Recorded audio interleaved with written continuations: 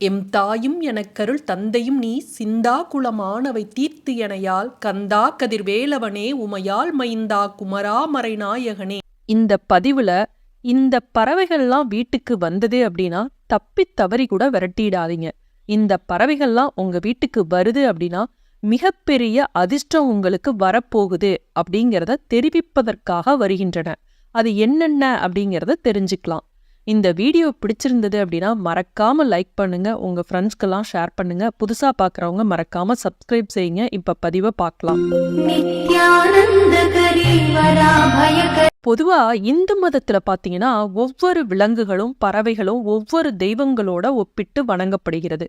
உதாரணமா பாத்தீங்கன்னா நாய் காலபைரவரா கருதப்படுது, காகம் சனி பகவானா கருதப்படுகிறது, பாம்பை கூட நம்மலாம் நாக தெய்வமா வச்சு வணங்குவோம். ராகு கேதுகளோட உடலமைப்பே பாத்தீங்கன்னா பாம்போட உருவத்துல தான் இருக்கு. இப்படி ஒவ்வொரு விலங்குகளுமே ஒவ்வொரு தெய்வத்துக்குரியதா இருக்கு. இதுல நமக்கு வரக்கூடிய அதிர்ஷ்டத்தையும் துரதிர்ஷ்டத்தையும் உணர்த்துவதற்காகவே சில பறவைகள் விலங்குகள்லாம் நம்ம வீட்டுக்கு வரும். இதை பத்தி நம்ம ஏற்கனவே நிறைய பதிவுகள்ல நம்ம பார்த்துருக்கோம், நம்ம சேனல்ல போட்டிருக்கேன். இப்போ நம்ம பறவைகள் என்னென்ன வந்தது அப்படின்னா இதெல்லாம் நம்ம கண்டிப்பா துரத்தவே கூடாது, தப்பி தவறி கூட இந்த தவறை செய்யக்கூடாது அப்படின்னு ஜோதிட சாஸ்திரத்துல சொல்லியிருக்காங்க. அதுதான் நம்ம என்ன அப்படிங்கிறத பார்க்குறோம். பொதுவா ஒருத்தர் காலையில எழுந்ததுமே சில விலங்குகள் பறவைகளை பார்த்தாலே அந்த நாள் மிகவும் சிறப்பாக இருக்க போகுது அப்படின்னு அர்த்தம்.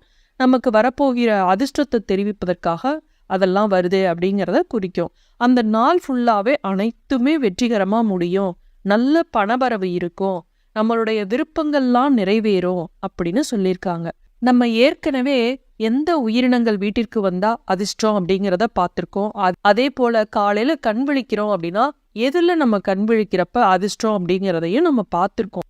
அப்படி அதிர்ஷ்டம் தரக்கூடிய உயிரினங்கள்ல மிக முக்கியமானதை மட்டும் இப்ப இந்த 1-2 இதுல அதாவது சொல்லிடுறேன்.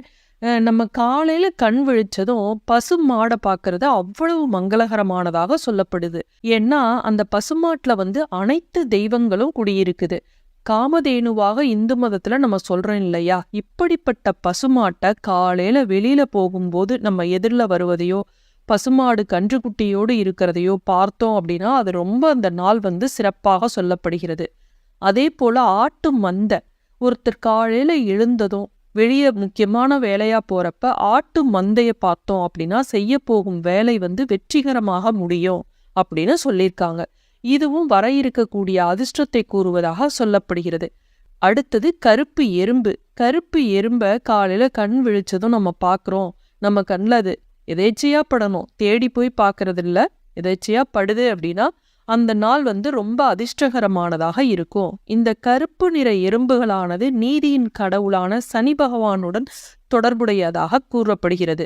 இப்படிப்பட்ட கருப்பு எறும்புகள் வீட்டுக்குள்ள நுழையிறது அப்படிங்கிறது ரொம்ப மங்களகரமானதாக சொல்லப்படுது.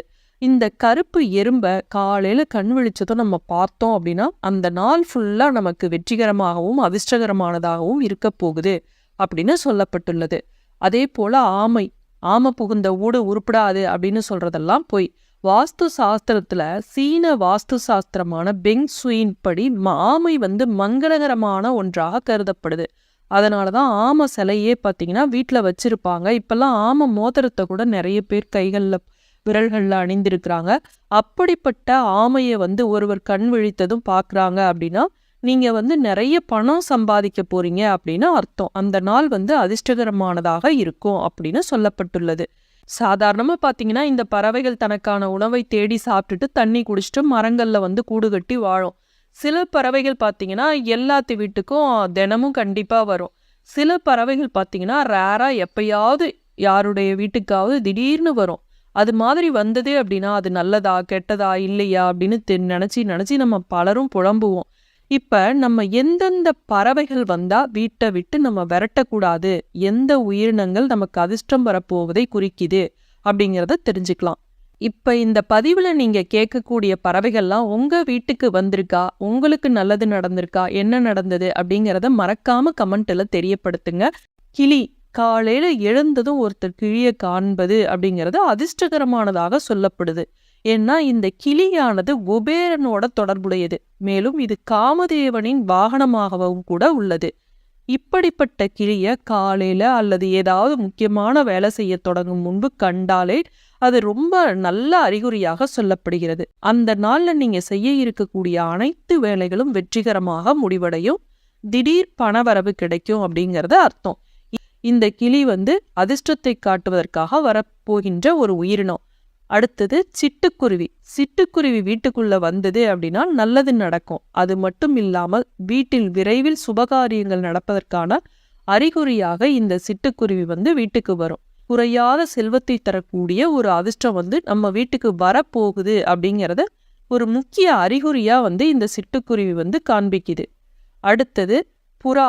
புறா நம்முடைய வீட்டிற்குள் வந்தது அப்படின்னாவே நம்மளுடைய அனைத்து கஷ்டங்களும் நீங்கி புதிய வழி பிறக்கும் அப்படின்னு சாஸ்திரத்துல சொல்லியிருக்காங்க. அடுத்தது ஆந்தை. ஆந்தை வீட்டுக்குள்ள வந்தது அப்படின்னா நல்லது நடக்காது அப்படின்னு நினைக்கிறவங்க அதிகம். அப்படி கிடையாது. வட மாநிலங்கள்ல பாத்தீங்கன்னா மகாலட்சுமியோட வாகனமாக இந்த ஆந்தை சொல்லப்பட்டுள்ளது. அதனால ஆந்தை வீட்டிற்கு வந்தால் மகாலட்சுமி வருவதாக தான் ஆன்மீகத்துல சொல்லப்பட்டுள்ளது. அடுத்தது மயில். மயில் வீட்டிற்கு வந்தால் என்ன பலன் அப்படிங்கறத தெரிஞ்சுக்கலாம். மயில் முருகப்பெருமானோட வாகனம். மழை வருவதை முன்கூட்டியே அறிந்து தன்னோட நடனத்தின் மூலம் நமக்கு தெரியப்படுத்தும் பறவைதான் இந்த மயில். இந்த மயிலானது நமக்கு வரக்கூடிய ஒரு அதிர்ஷ்டத்தை காட்டுவதற்காக வரும்.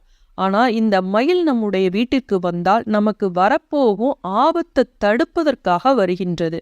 இது ஒரு நல்ல பலனாக தான் காட்டப்படுகிறது. அடுத்து காகம் வீட்டிற்குள் வந்தால் என்ன பலன்? அமாவாசை அன்னைக்கு சமைத்து காகத்திற்கு சாப்பாடு வச்சப்புறம் தான் நம்ம சாப்பிடுவோம். ஏன்னா அப்பதான் நம்மளுடைய முன்னோர்கள் ஆசீர்வாதம் நமக்கு செய்வாங்க, அப்பதான் நமக்கு அவங்களோட ஆசீர்வாதம் கிடைக்கும் அப்படிங்கிற காரணத்தால காகத்திற்கு தினமும் நம்ம சாப்பாடு வச்சோம் அப்படின்னா நம்ம தெரிந்து செய்த பாவம் தெரியாமல் செய்த பாவம்லாம் நம்மளை விட்டு விலகும் அப்படிங்கிறது ஒரு ஐதீகம். அதே போல சனீஸ்வர பகவானோட வாகனமாகவும் இந்த காகம் இருக்கு. ஆகையால காகம் நம்முடைய வீட்டிற்கு வந்தால் நல்ல பலன் கிடைக்கும். ஆனா இந்த காகம் வீட்டுக்கு முன்னாடி வரக்கூடாது. பால்கனியில காகத்துக்கு உணவு வைக்கலாம். வீட்டோட மொட்டை மாடியில நம்ம காகத்திற்கு உணவு வைக்கலாம். இந்த மாதிரி செய்வது ரொம்ப நல்லது. வீட்டுக்கு முன்னாடி, அதாவது பிரதான வாசல் இருக்கு இல்லையா, அது வழியா வீட்டுக்கு முன்னாடி வரக்கூடாது அப்படின்னு சொல்லுவாங்க. அடுத்து கருடன் வீட்டிற்குள் வந்தால் என்ன பலன்? கருடன் வீட்டிற்கு வருவது அப்படிங்கிறது மிகவும் கடினமான ஒன்று. இது மகாவிஷ்ணுவோட வாகனமாக இருக்கு. வேதங்கள் அனைத்திற்கும் ஒரு உதாரணமாக இந்த கருடன் சொல்லப்படுது.